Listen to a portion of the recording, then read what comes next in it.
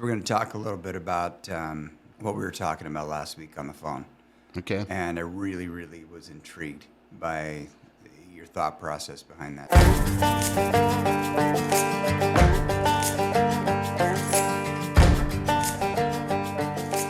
Let's get casting. We're here with Andy Bowers, former NFL football player. I'm more of a former NFL sideline watching team member.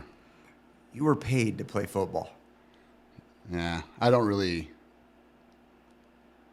in the NFL. You know what? Yeah, it's funny is like people know at work because I work there only because I had to list on my application like my previous employers. Right.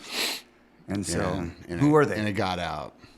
So what teams did you play with? No, I was just a couple years at the Cardinals, a brief little few months at Buffalo, and then working construction, and then I'm like knee deep in mud one day, and the Rattlers called because they're going into the playoffs, and like they needed bodies because they had injuries. So I spent like the end of a season there, and just went with them in the playoffs. That was it. Okay. Then you decided I'm going to be a family man and I'm going to be a firefighter. No, I just got beat up, and I think that is the only thing that mattered for a long time, is pursuing. I don't know. I got addicted to trying to get better, and it just happened to be in football, and so I just wanted to do well and perfect. Like some guys hate it; they would dread going to practice, and I really looked forward. I love practice. I just was really wanting to hone that craft, if you can call it a craft, and I got addicted to it, and then by the time, like, hey dude, I keep getting these injuries and stuff. Like the Cardinals, I destroyed my hand, and tried to battle back with that, and then just nagging things. And then I think at the end of the Rattler stint, my shoulders hurt so bad. I was like, I called Shelly. We were just talking on the phone. Shelly's my wife. Yeah. And I was like, dude, I think I can't do this. And as soon as it left my mouth, I was like a little bit sad. I was like, yeah, it's over. Like, my arms feel like they're going to fall off, so I'm going to be done. So is it. It was kind of weird when you voice something and you say it almost as if like a declaration. Almost like a spell, you know? Yeah. I just cast a spell as soon as it left my mouth. I was like, yeah, that door's done. I'm going to close it. And then I went back to school, tried a little bit to get into coaching back with the University of Utah, and that's where you I played. realized That's where you played in your college years. I played at University of Utah, and when I was there, I quickly realized that I don't know if this schedule's going to work out for Shelly. Like, she's not going to like, they're gone all the time. And if it's not just being home, they're at the facility. And if they're not at the facility, they're probably recruiting. And so I just got on the hunt for, I was hunting for a new mission. I was like, I needed some sort of purpose to fulfill. And so that's what I went about doing. So why'd you end up setting your sights on firefighter? It had been in my mind since high school. I remember I came home from basketball practice one time, and I pulled over to the side of the road because the fire truck was running by, and it was right before I went to the turnoff to our house. It's one of the few times where they weren't coming for us. Oh yeah, they went cruising by, and I see these guys, and they had their turnouts on, and they're going somewhere. They're gonna go fight a fire or something. And I was like, yeah, it'd be pretty fun. That'd be pretty cool. Yeah, I think I would like to do that at some point. So it was always in my head. I wanted to do that. And so then after I decided, hey, that's what I'm going to do, I just began like a search. Like I'm going to get on somewhere and started working towards that. Your new mission. Yeah. I was like, I got to get hired. And I was looking everywhere. I was looking out of state. You know, that's how I ended up here because I was living in Utah at the time. Yeah. Yeah. And it was during a time where it was hard to get hired on, especially here in Gilbert, where you currently work. When I got hired, not necessarily. They did kind of the Valley. It was really hard to get on in Utah. Okay. See, I tested with Salt Lake. I tested with some departments up there, and they were maybe only doing a hiring for like 3 positions. They like got 3 openings, and you had 4,500 people putting in. And I was like, these numbers aren't going to play in my favor. I have to know somebody, and I don't know anybody. And so I started looking at everywhere. I was looking at Vegas. I wanted to stay in the region. Obviously, I looked down here, and this was just at the time when you had all these like Vietnam era guys that got home from Vietnam. That type were heading out the door in massive numbers, and so there's a lot of departments that had to pick up like 30, 40 guys at a time, and it was all over. And I tested at Phoenix, and the same thing, 5,000 people, line wrapped around the block, taking a written test, and I was like, yeah, I still don't think they're going to take me. These numbers are just incredible. And then I think there was like 1,600 or something at Gilbert. I was getting ready to test at Chandler and Mesa, and I got picked up at Gilbert. And so since you were picked up in Gilbert, you've kind of climbed the ladder. Mm-hmm. So right now, what are you currently? I'm a captain on Engine 253. It's off of Guadalupe and Lindsay. Yeah, so just down the street. Just down the road. Yeah. I love it. We actually get over here quite a bit every now and then on calls. Yeah. So do you enjoy being back home? Because you were born and raised I for the do. first I kind of 14 feel like... You were born and raised here in Arizona the first 14, 15 years. And there's still a good chunk of my heart that is in Utah because, I mean, that is also a place of home when I go back there just because of the time I spent there and growing up. Because I went to high school up there and went to college up there. But there's something about Arizona that's a little different for me. Yeah. It's almost like, I don't know. It's almost, biological. You know what I mean? Yeah, you just feel it's it. kind of a draw. I don't know. And then it gets summer, and I'm like, screw this place. Let's get out of here. Well, I don't think you're alone in that thought process. Yeah. So we're talking, and full disclosure for everybody out there, in case they don't see the family resemblance, Andy's my first cousin. And just because he's coming in at 6'6", and I'm not, yeah, we're first real cousins. We can't even deny it. I mean, his mom and my dad are brother sister. So his dad is a little taller than mine, and his mom is a lot taller than mine. Yeah.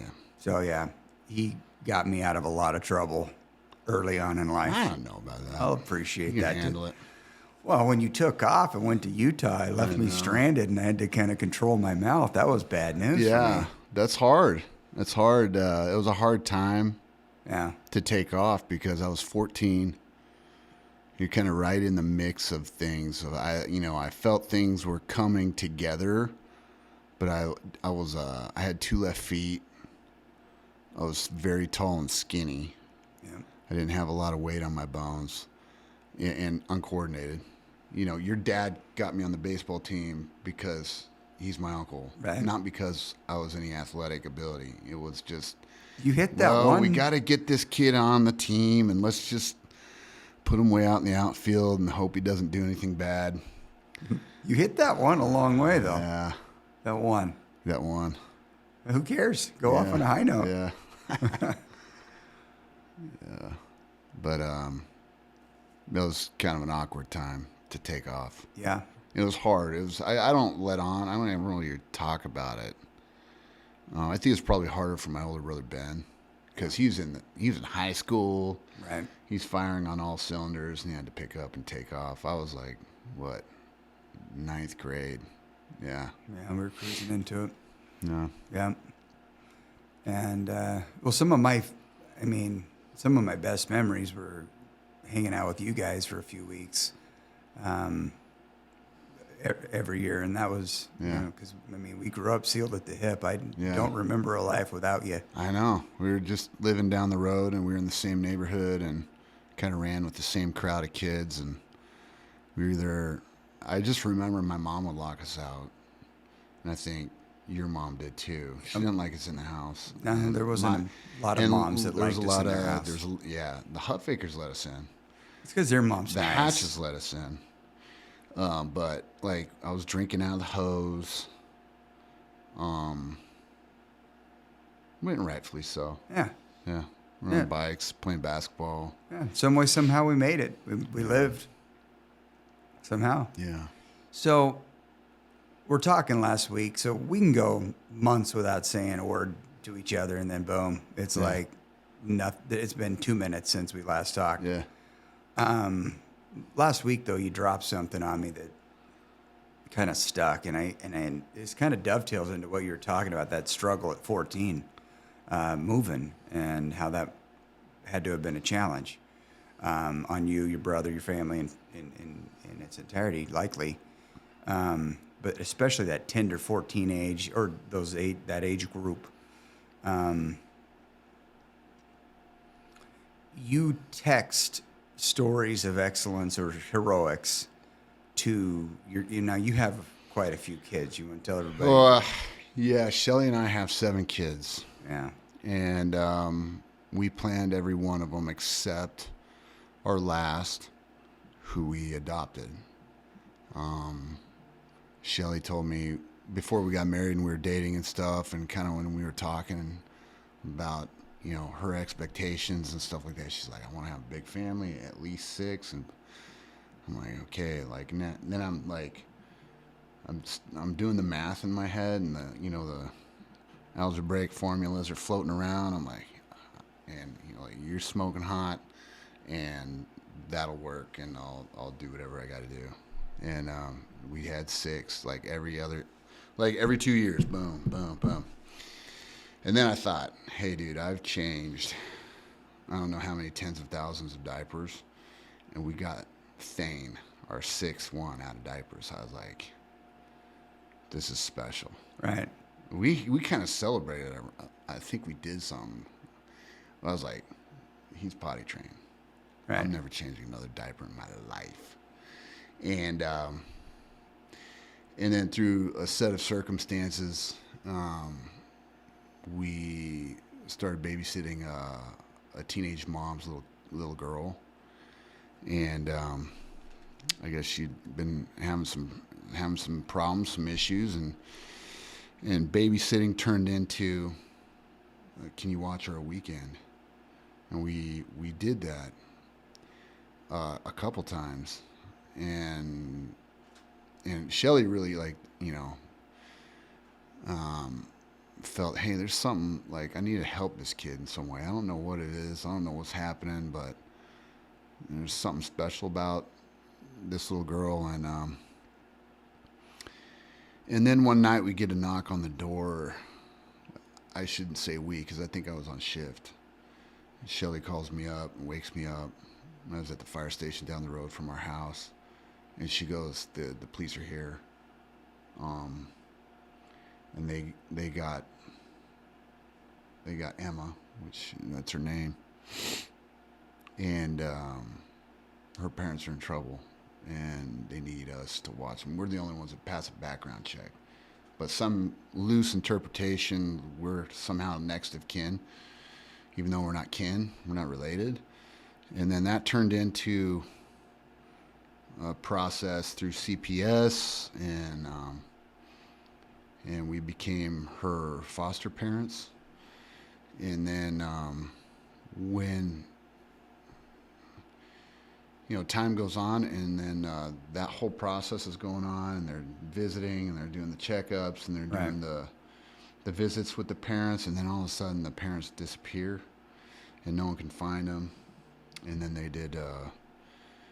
The state brought us in for proceedings to sever the parents' rights, and then we adopted her. Which is a big deal, and it took kind of a long time, I would assume. Yeah, I mean, because there, and yes, constitutional protection should be there to protect people from just having their kids arbitrarily taken from them. Right. And I get that. But there's kind of the system's totally imperfect and it's flawed. I understand the why behind it, but at the same time, I'm like, geez, like, are these parents really going to get together, Right. Because in the meantime, you're seeing the child going through the ups and downs of all of this, try to get it together stuff. Yeah. And so it's like, but it actually made it somewhat easier when they disappeared. Got it. Right. No one could find them. And I was like, well, that makes it easier. Right. So, okay. And we were totally going to take her. So that's how we got number 7. Number 7 is. Well, how did we get on that? The numbers? Well, so you text. So we're talking last week. So you text like stories of. So the reasoning behind. I just want to just give me the story of why you're texting, who you're texting, and what you're texting. Okay, the story behind my texts really kind of stemmed from me feeling guilty because with a big family, I feel the need to provide, and to be able to provide for their needs, I need to work overtime. Do you know what I mean? Yep. That means I'm gone a lot. And even now, okay, so it's my day off. I'm probably going to go head right to my kids' school just so I can be near them. Otherwise, I'd have to wait up. They won't see me, so by the time I make it home, they're already gone to school. And if I was to just sit at home, the first time I'll see them in the last 36 hours is going to be when they get home. It's after school. So I just say, screw it, I'm just going to go to school. So what do you do when you go there? I just help out with this and that. Sometimes I'll substitute teach or do something like that. That's awesome. And I see Annie's kids there. Oh, that's cool. The same place. Right. Annie's my sister. But it comes from me feeling guilty about not being around how I'd like to be around with working. So I wanted to give my kids a short message. Well, like a positive story. Usually has to do with some sort of element of sacrifice. And I'll usually couple that with a scripture that has somewhat to do with the topic. And then after that, I just tag on a little exercise routine that they can do. Because I can't, if my kids are home, I'll usually put them through some sort of exercise routine. But if I'm not there, then, you kind of, it's up to them. Right. It's pushed to the side. Well, it's hard to I don't know if they put much thought into what they ought to be doing or why they ought to be doing it, or, because their kids are super distracted and it just so I started putting that in a text. I would send that to my 2 younger boys. And I was like, you know what? I think Isla needs that too. So I tagged on Isla, my 14-year-old. I was like, well, shoot, you know what? Lena could at least, I know she's working out at school with volleyball and stuff, my 16-year-old. So I added her. And then I'm like, well, I'll just send it to all the kids. And then I'll send it to kids. And I better send it to Shelly so she knows what's expected. And then Shelly's like, why don't we send it to the nephews too? You know, like, so Jack gets it, Donovan gets it. And I just started sending it out to some uncles and cousins and stuff, and then a couple ward members, and then so some of your neighbors. Yeah. And then our buddy at work, he's got a couple boys. I sent it to him. Cool. He's like, I'd like to get it, so I sent it to him. So it's kind of grown into I don't know. So it's kind of grown. Yeah, a little bit. Little seed that started to sprout a little. So nobody gets stories quite like you do, or a Bowers in general. Oh, I mean, the Bowers flavor of life is stories, and typically of bravery, excellence, valor. Oftentimes they're military related, or sometimes athletic related, or whatever. But I mean, I've had the pleasure of being, hearing many stories told by your side of the family, your dad, your brother Ben, you. Mm-hmm.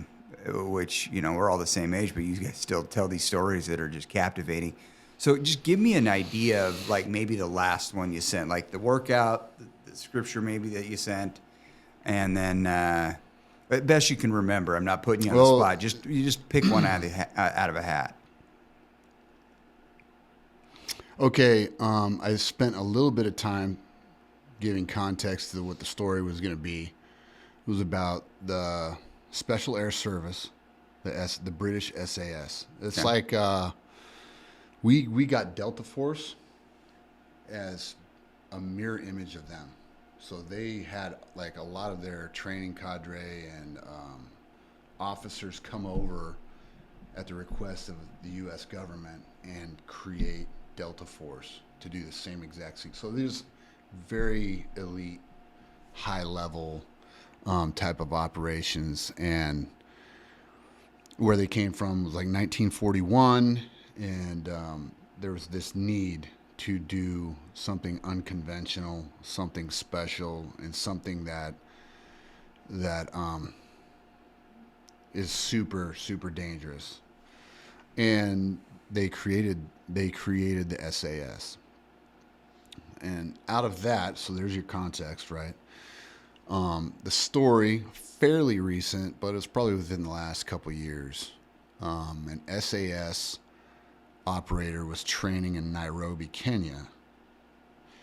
And during that training, a nearby hotel gets attacked by terrorists. I don't know if it was Al-Shabaab or one of those. But anyway, a local regional terrorist group starts shooting innocent people and attacking this nice hotel. And this is a few years ago. Yeah, this is fairly recent. So this guy isn't like, hey, I'm just a guy. This isn't my problem. I can just like sit back. I'm only supposed to be in town to train these guys and help the Kenyans with their training. This isn't in my lane. Well, this guy's like, I'm going to step outside my lane. I'm going to do what's right and help people. And he puts his gear on. He puts his kit up. He puts his kit on and lock and loads and gets in there, teams up with some cops, and they start clearing that place out. They start killing terrorists and rescuing people and all kinds of stuff. Way cool. Yeah. It's like the old, one against many. Odds are against you, but let's do this anyway because it's the right thing. Right. So this man put his life on the line because he couldn't sit there and watch innocent people get killed. Yeah. And so doing the right outside thing. of his lane, but did it for good, to be good for goodness sake. Yep. And so you sent that out, and along with a scripture out of the Bible. Yeah. And so then there you've got a message of, I always like to this message seems to me like it's kind of like Lombardi-esque to a degree. kind of his famous saying is, shoot, we're gonna shoot for perfection and settle for excellence. And so I like it. It's good. we're gonna shoot for perfection, settle for excellence. I like that. And that kind of encapsulates what you're trying to do. And when you were 14 years old, struggling a little bit because your family up and took roots and then replanted in an unknown place to you as a 14-year-old, and you were very well liked and getting along just great around here. And then now you're in a new spot. It couldn't have been very long till I visited you, and you'd caught on there pretty well. Got it, yeah. Still, challenging for a new culture and new all that jazz. New weather pattern for sure. Yep. And a little bit cold, and I know you didn't like the cold at first. Anyway, they that story of the SAS, and then he's there to train. I mean, he's there to teach people how. I mean, it'd been so long since likely he'd been in, any type of conflict. He put himself out there. He could have totally gotten killed. What I like about this story, though, what I really like about it is the way his sacrifice, A, and B, I like that he pulled other people within the region there, or the local police, the other random civilians, and they were all like together, like doing this, clearing this really crappy situation out, and a violent, crappy situation, and he didn't have to do that, but he did, and so that 14-year-old of you during that hard time, these stories. See, I often say, look, if you're coming in at 30 years old, 33 years old, 35 years old, you're likely not going to change a lot of stripes. Okay? There's minimal changing. There's tweaks along the way. So the 14-year-olds are far more 13, 12, 16, 17. They're starved for this. This direction, these stories of brilliance, these stories of heroics. I dislike seeing captions you see on the news or social media of spectators. And what I mean by that is someone who is like a woman or someone that's older or someone that, we should have respect for just innately being mistreated. And I remember this guy, he wasn't doing a thing.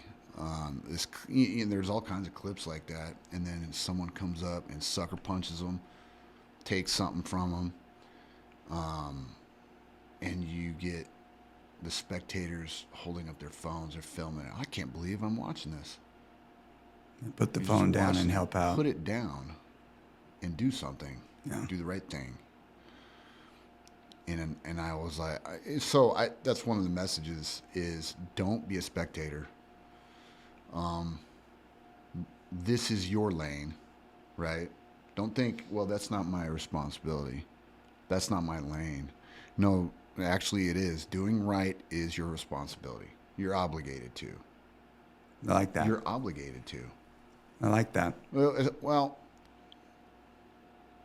if you've made promises, right? Yeah. You're baptized or you have like certain covenants to a higher power.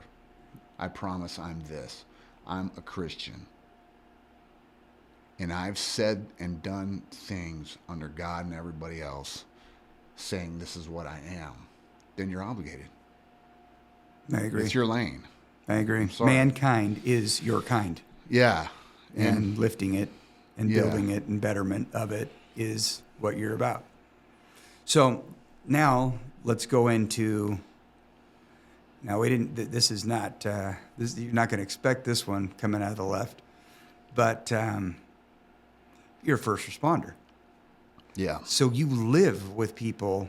I mean, you live with being able to view, or you view somebody or many people just spectating a really crappy situation on a regular basis. But you also get to see people helping people too. You get like a both. We're in an area where I think a lot of the spectating would happen in big, like dense urban places. Yeah. There's a little bit of callousness that goes along with that, I think.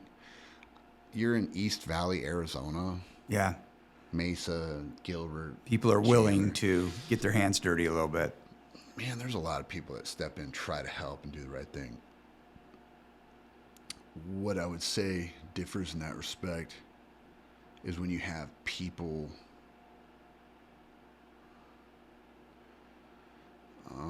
how do I say this without illuminating identities or anything like that? If I'm trying to explain, like, we need to, like, we're at a house, and this person, I'll say person, this person gets a blood test back, results over the mail, says, hey, call your doctor, you know. Something is off on this blood test, and they need to go to the hospital. So there's, you know, and they called 911. Okay, well, I come there, and they're completely talkative, ambulatory, active, you know, alert, oriented. Could have driven themselves. They look perfectly fine. Could have driven themselves to the hospital. Or to the vitals doctor. Are super stable. Everything's great. And there's 4 adults there. And there's 4 cars in the driveway.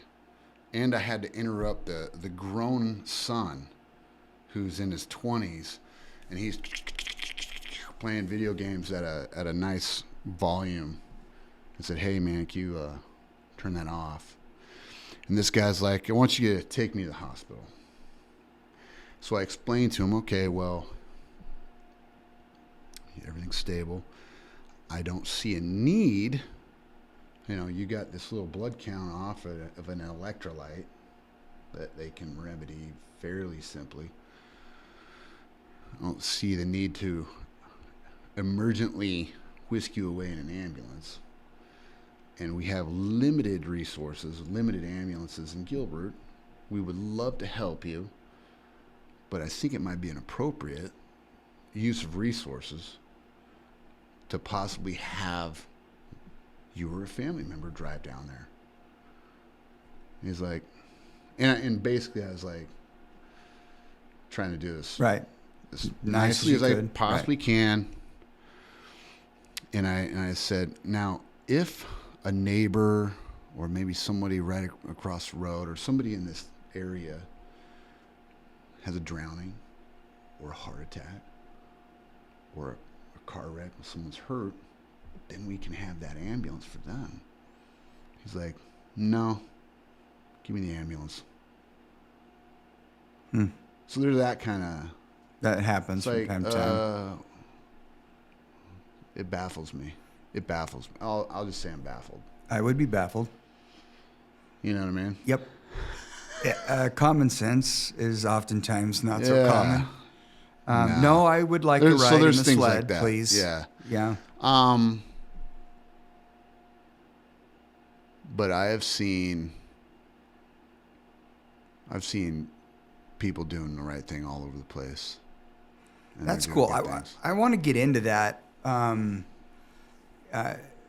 other podcasts. I really do. I want to get into some of the stories. I want you to kind of lock in on some of the dudes that you work with and gals that you're working with day in, day out, because you work a ton. So you have a lot of exposure because you've got this massive family to feed.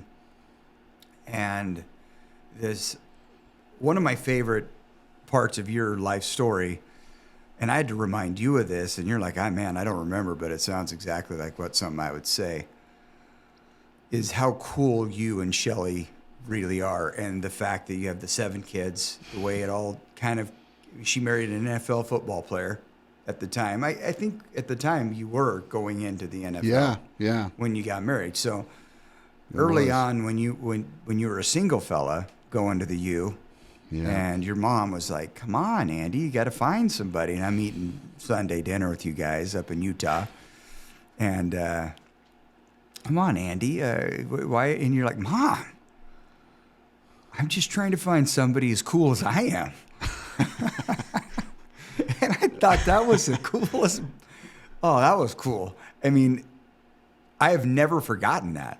And you did. And you may have overshot, but good job. No, because, no, I mean, this Shelly's something else. I outkicked my coverage. If that makes sense. I think that Shelly brings that. Nobody could not outkick that coverage. You know what I mean? Can't. It's one of those I'm things. out of my element. She's on another level. Yeah, so she's awesome. She knows that. I tell her that. She knows. Yeah, she knows. You don't even have to tell her. Yeah. She just already knows she's operating at that level. Yeah. So I heard a story, not so much a story, but I've heard of an individual. I wish I could recall his name right now. And this guy, he was a Navy SEAL. You know, was deployed. I mean, working at a high level, Navy SEAL, right? He comes back, uses his GI Bill and all that, goes to Harvard, graduates from Harvard Medical School. He's a doctor, right? Doctor. Mm-hmm. I mean, already. That's a lot He's of checking. He's a lot of boxes. He's checking boxes. Yeah. Now, NASA says, hey, you know what we need is a physically fit doctor to be an astronaut. Now he's an astronaut, Right. so A lot of boxes. do you know what I mean? Yeah. That caliber of person is the level that Shelly should have gotten. That's how great she is. She stuck with me. Do you know what I mean? Yeah, but when I say she's out of my element, like Yeah. that's how far Yeah. out of. But here's my the cool element she part, is. though. But isn't she creating? Let's just call that guy you just described. Oh, I would love let's just that. call him Dr. Stud. And isn't she raising? His name's out there. Isn't she raising that and lifting this community because of how she's wired and what she is? Tell you what, she's trying. And you're no slack jaw. she's trying. I mean, you don't give yourself enough credit, but you're eyes wide open, and not many people are.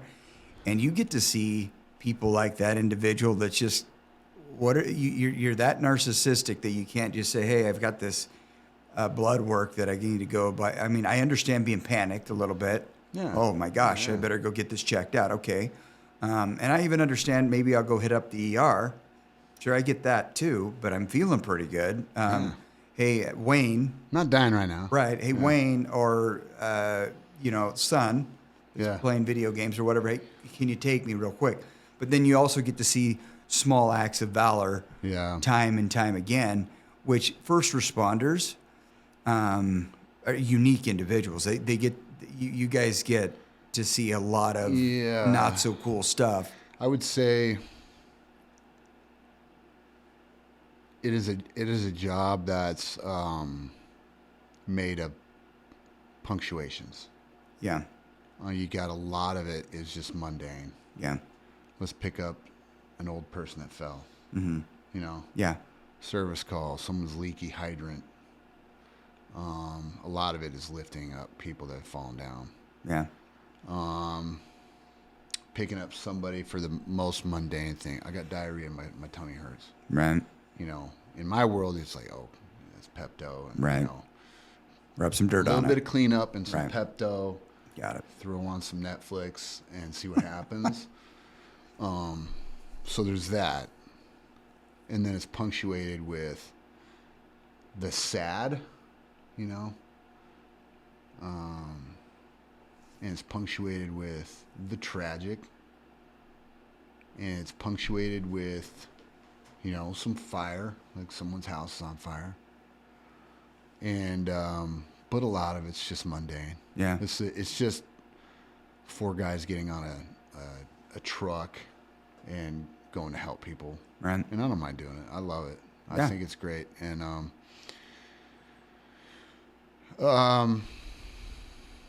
but I would say you do get a little glimpse behind the curtain of what it means to be human, I think. Right. Okay, for instance, And I hope I don't. Save I don't this. think I'm breaking any rules. Okay. Okay, let's save this for just a second. I'm going to take a quick break. Got to pee. Yeah. Anybody else? No, not yet. I'm waiting for my DP to work, dog. Reverse break. Oh, okay. Take a break.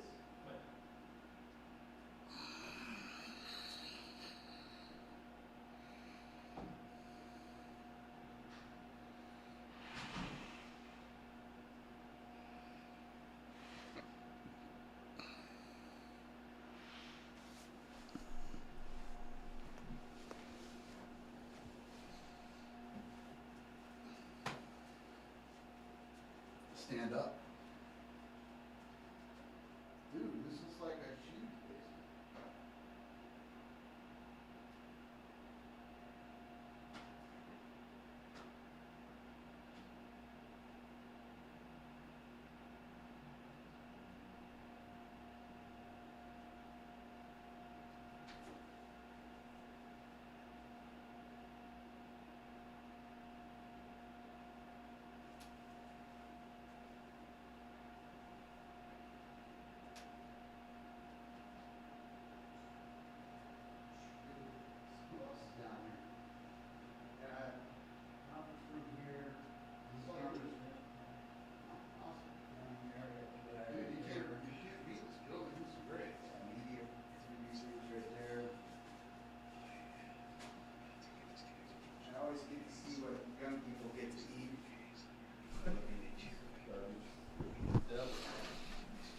Usually not you, though. Usually not.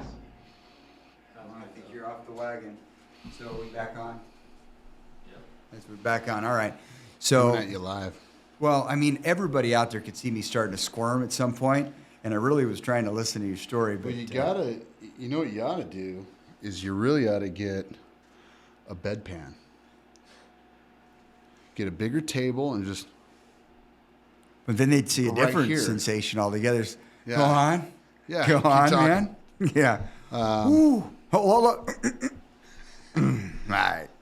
All right. So you're saying. what was I saying? We were talking about humanity, Yeah. right? A glimpse of humanity. I remember.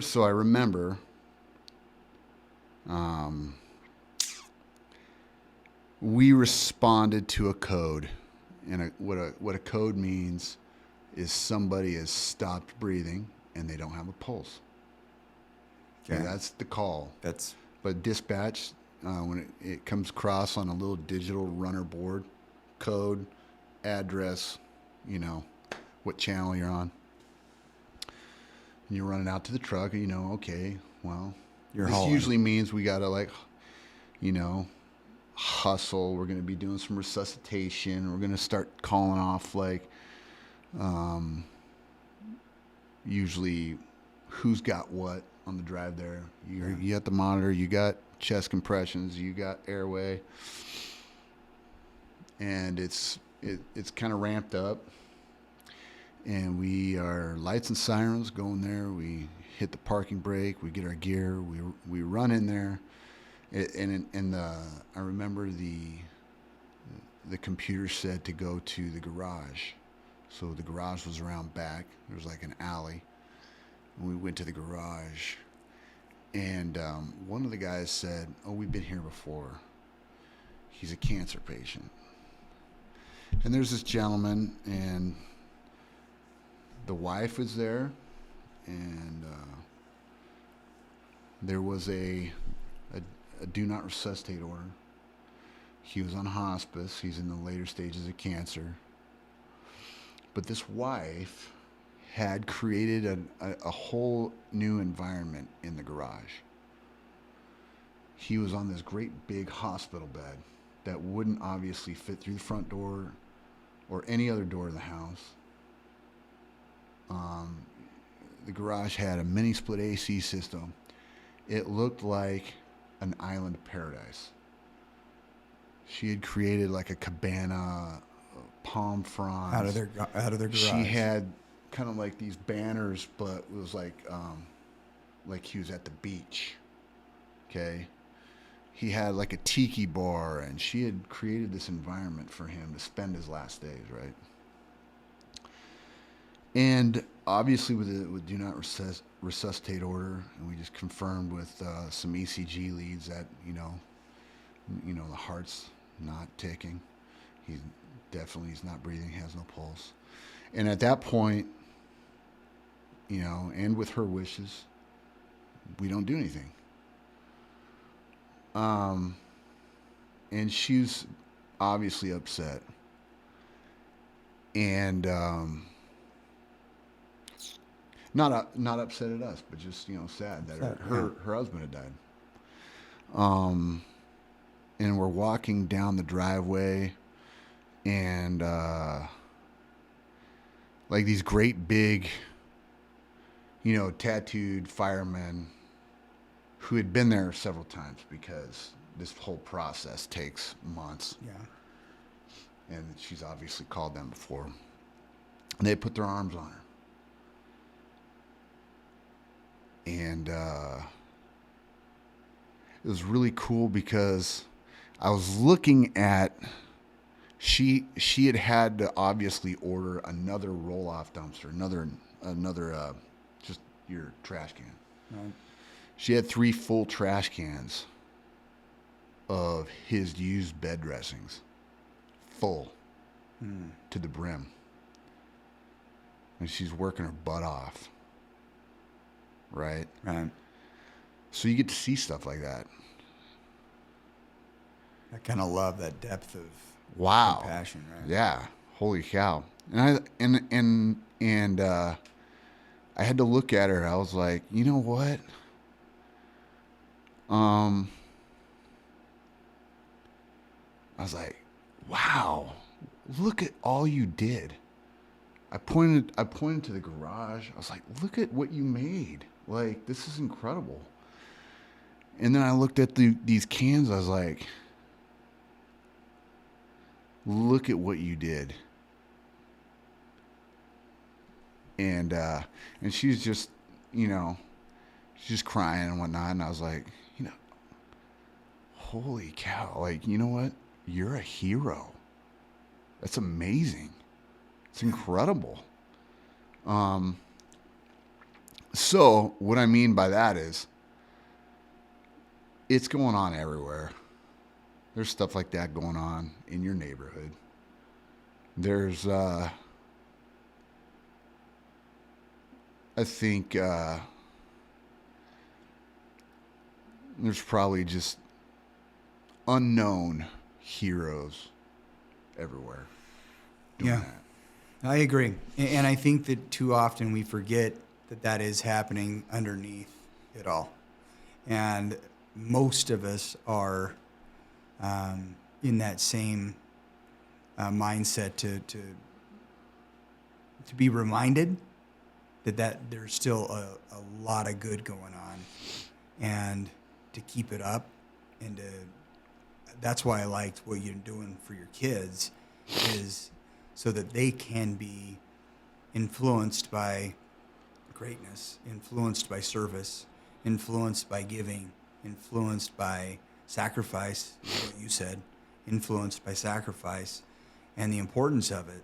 Because at 14, you can be swayed, and you can be vaping in the boys' room, that's true.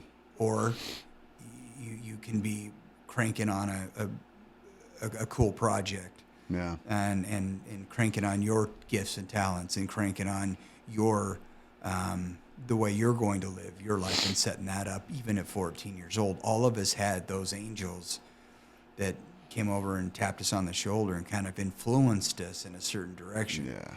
And your first direction was in football, and then you took some time off to serve God, and then you got back to football, and then you continued that on until that ran its course, and and then something else tapped you on the shoulder way back when you were in high school, and that fire truck drove by, and so these little angelic, I call them, are just moments in life that just kind of change who you ultimately become.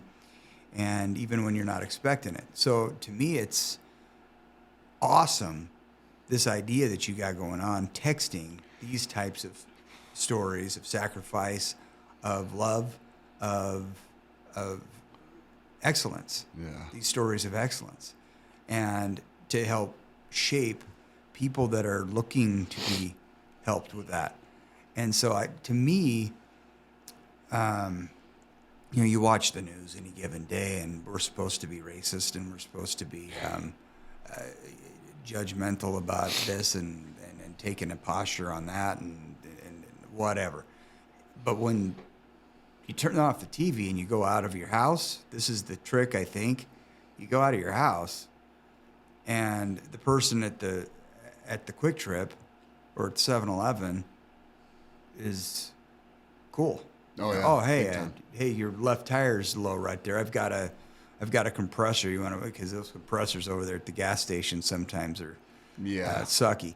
Or you've got all of these types of things that happen countless times, and if we're just looking, we'll see that good is still there. But when you told me what you did with the text, the story, the sacrifice, the scripture, then the exercise, because I don't want to gloss over that. Then there's the exercise component of it. Just do 15 burpees or whatever it is. If I know you, it's probably a little more than 15. No, there's burpees. there's a reason for it. Okay. Yeah. I actually think that everybody should do something difficult every day. You need to put stress on your body every day. Because our spirit doesn't do well without it. Take for instance, if you were to go down around Tucson, there's Tucson area. There's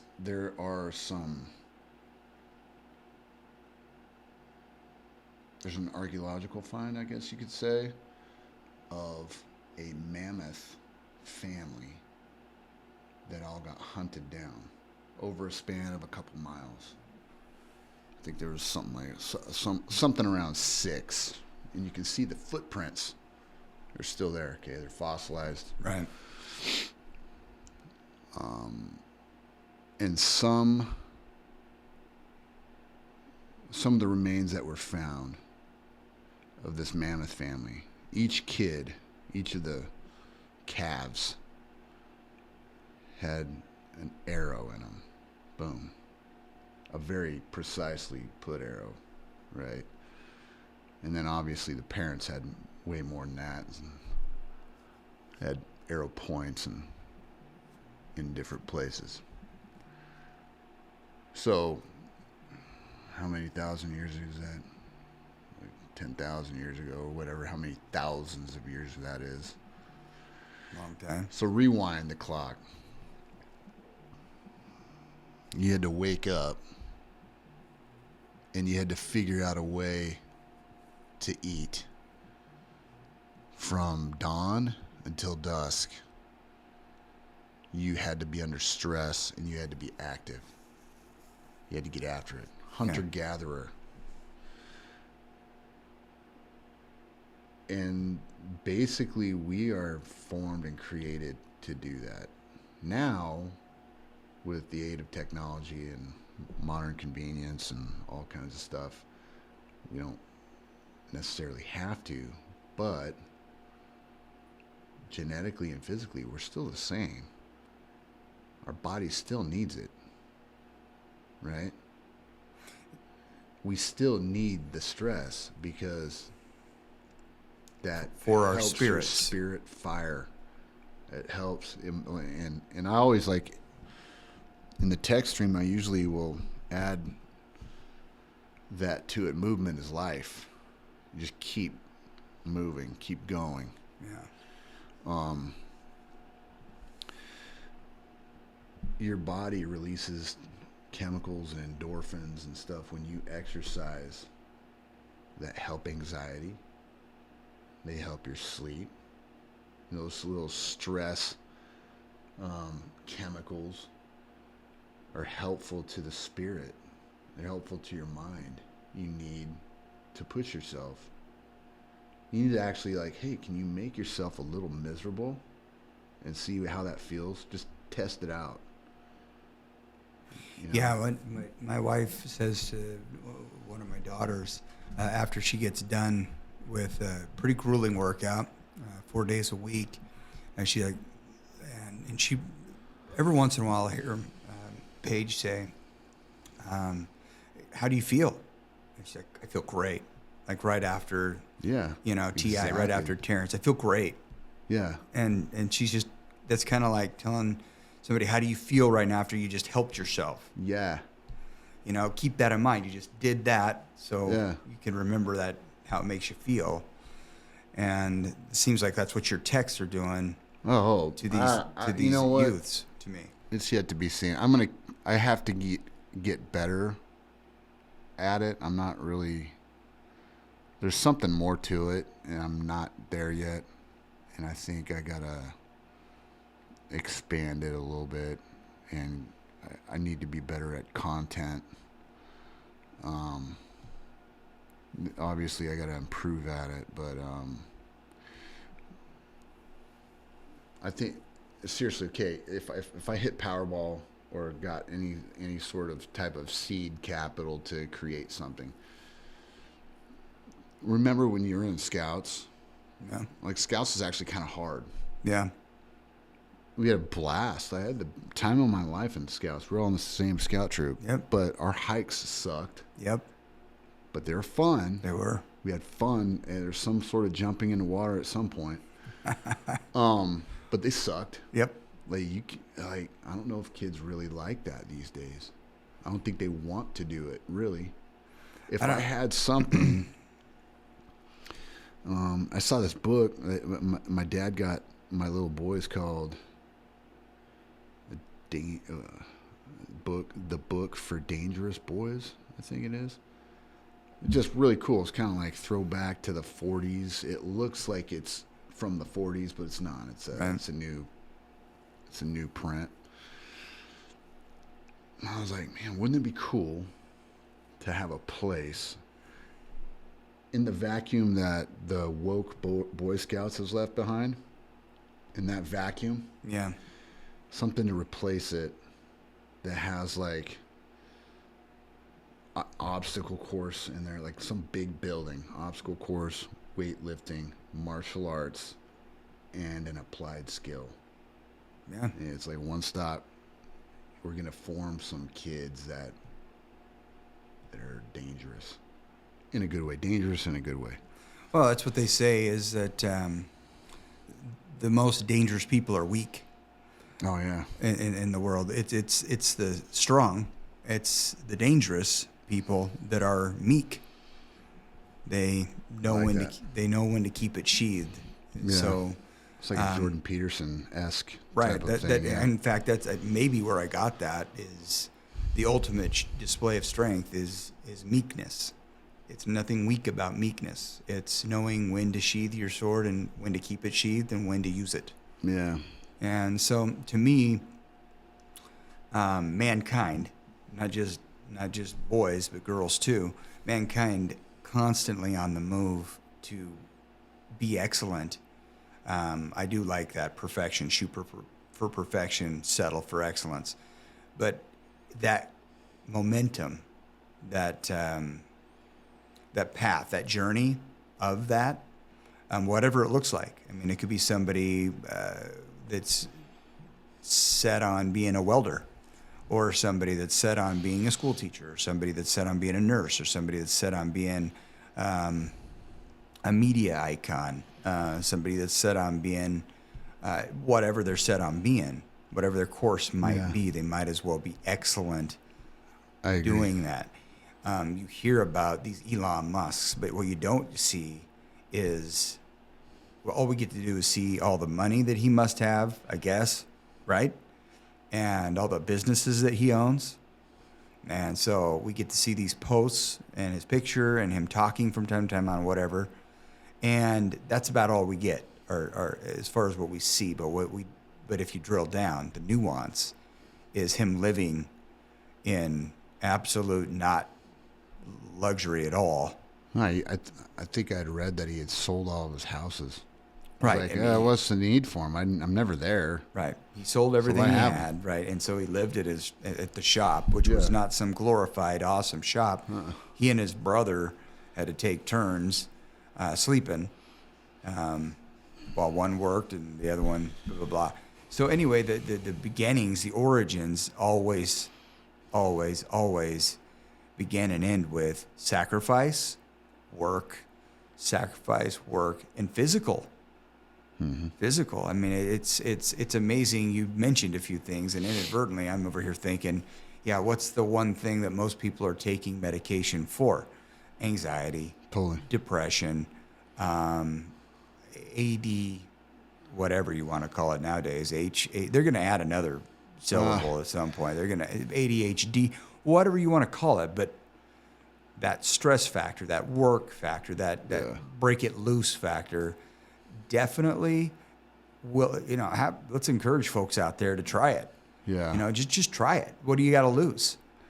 And just break loose each day. Test yourself. I like that a lot. I don't. I don't want to like downplay. I understand that depression's real. Mm-hmm. There's certain types of anxiety that are absolutely real. I get it. I don't want to, like, if you're having that problem, saying, "Oh, just do some push-ups, man. It'll go away." Right. I get it. What I'm saying is, I think a lot of these problems are overprescribed. It's like you having a propensity to this issue, and first thing the world and society wants to do is let's throw some pills at it. There are certain ailments that need it, but I'm saying we could smooth a lot of it out, if not cure those teenage ones, the teenage angst and anxiety, with movement. I think we're going to end it on that. I like that. I got a daughter, and she'll get anxiety weepy in the evening. And I think one time I was like, "Look, beauty, I'm not trying to punish you. I'm not mad at you. I don't want to be mean, but you need to do 100 burpees right now." And she did, and he felt better. She did. She felt better. And I mean, someone out there is like, "What a jerk." He's making it's like bedtime. Right. And she had all these like worries, and she's listing the worries off, and I'm like, is that a mountain or a molehill trying to be a mountain? Right. Right. Is it really the iceberg that's sinking the Titanic?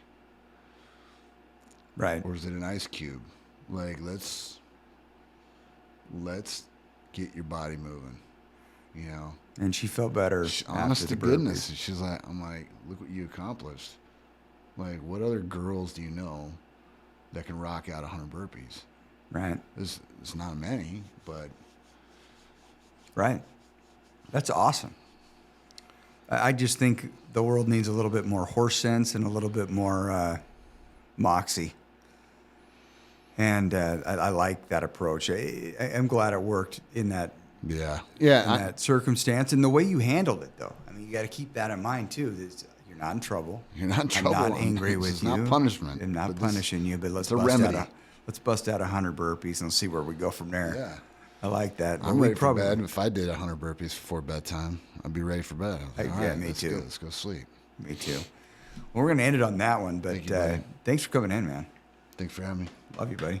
Love you, biggin'.